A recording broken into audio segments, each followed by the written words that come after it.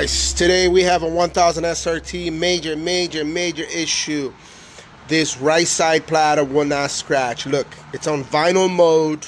This is how you control vinyl mode, by holding shift vinyl. So it's in vinyl mode, but look at that. No scratching at all. Nothing.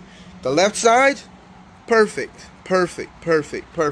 So I took the platter apart. I actually took another SRT apart. Look, I got two of them side by side. So I tested another jog wheel and was working fine. So the problem is this jog wheel, right?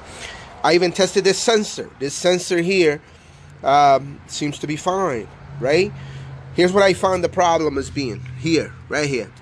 You see how there's a sensor right under it? There's a sensor under this that when you press it down, it allows you to scratch. So that sensor that presses down, that's gonna be our problem.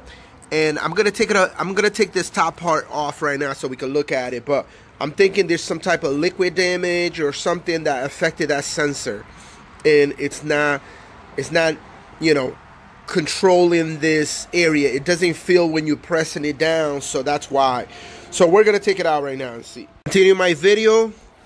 There you go, guys. You can see the little liquid damage right there. Look at that. See? Right there. That area. That area right there looks bad. And I'm pretty sure there may be other spots. I'm going to take this out and try to clean and try to trace some of those pads. Hopefully I'm able to resolve this. Otherwise, we need a whole new one. It has to be replaced. Okay, I just did some cleaning up. I used some Deoxit D5. So it looks pretty good down there. So yeah, now I'm gonna go ahead and test it, see how good it's doing. But the best thing to do is to replace it fully. Okay, connected, power on the unit, and now we're gonna go for that test. Let's see if it's spinning. See there? This is good, guys. This is good. That means our problem is solved for now.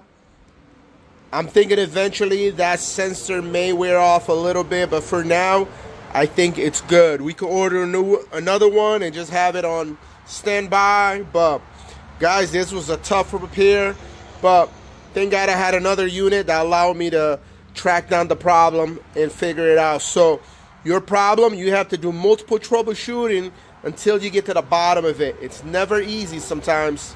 You never know, but good luck with your repair. Thanks for watching.